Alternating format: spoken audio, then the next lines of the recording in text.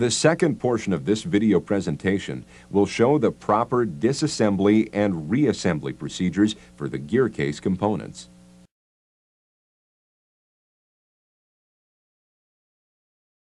Drain plug. Drain oil and discard the oil.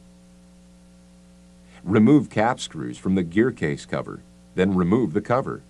If the cover sticks, use a soft hammer to loosen it. Scrape the silicone sealant from the gear case and gear case cover. Remove the oil seal from the gear case cover with an arbor press or an appropriately sized tube and discard. Straighten the locking tabs on the lock washers. Prevent the shafts from turning by wedging a dowel or hardwood block in the rotors.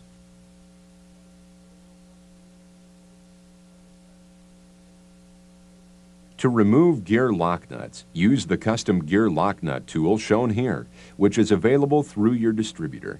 You can also use a spanner wrench or drift. Gears will be removed later.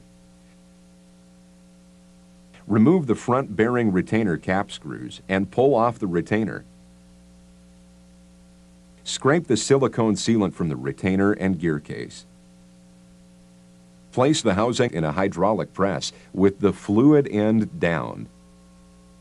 See Table 4 in the maintenance manual for tons required. Protect the shaft ends with a wood or plastic block and press the shafts out of the gear case. Remove the gear spacer and gear keys. Now remove the timing gears. Then press out and discard the grease seals from the bearing retainers. If the shafts do not need to be replaced, label the shim stock according to the shaft it came from.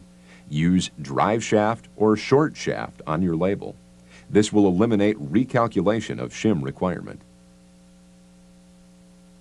Press out and discard both of the rear oil seals in the gear case.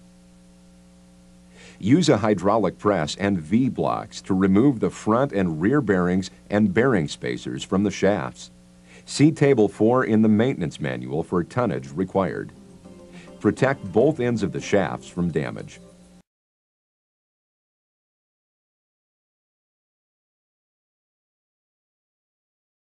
A hydraulic press with the fluid end down. Coat the front bearing area of the shaft with microplate number 555 grease. Unwrap the front bearing assemblies. Take care not to interchange the parts of one bearing assembly with another. These parts are precisely matched in manufacture and must be installed as matched assemblies. Lift the cone and roller assembly out of the bearing stack and place it on the shaft with the radius down. In all cases, when pressing bearings onto the shaft, press only on the inner diameter or bearing race. Make sure you have the proper size driving tube. You may need several sizes for the different bearings. Press the cone and roller assembly onto the shaft until it is seated against the shaft shoulder. Again, refer to Table 4 in the manual for tons required. Place the front inner bearing spacer over the shaft onto the bearing cone. Place the lower bearing cup over the lower cone and roller assembly. Keep the cup oriented with the proper roller assembly. Place outer bearing spacer on top of that lower cup. Then place upper cup on top of the outer spacer. Coat the inside diameter of the remaining bearing cone and roller assembly with microplate number 555 grease and slip it over the shaft with the roller radius up.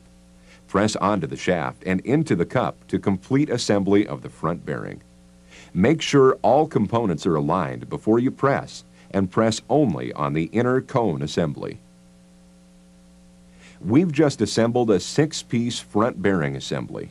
Some pump models utilize a 4-piece front bearing assembly, such as this. Install the bearing spacer. Unwrap the rear bearing assembly.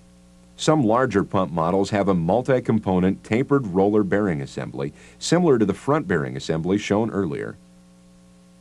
For single-piece bearings, the shielded side fits against the bearing spacer. Again, always press on the inner diameter or bearing race. Check Table 4 for the proper hydraulic press tonnage. Install gear spacers and gear keys. Carefully tap keys in. Leave a slight angle on the key, as shown, to aid in assembling the gear onto the shaft. When you follow the procedures we've just covered, your Universal 2 Series pumps will provide long, trouble-free service